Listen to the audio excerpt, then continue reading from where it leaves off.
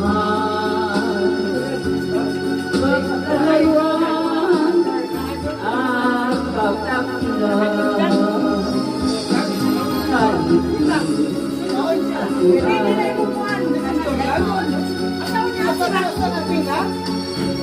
Kaya nga di ko kayo nag-ano. Sinabi ko, siguro. Ay lahat sa akin. Sinabi ko sa'yo, nag-sabi natin ako.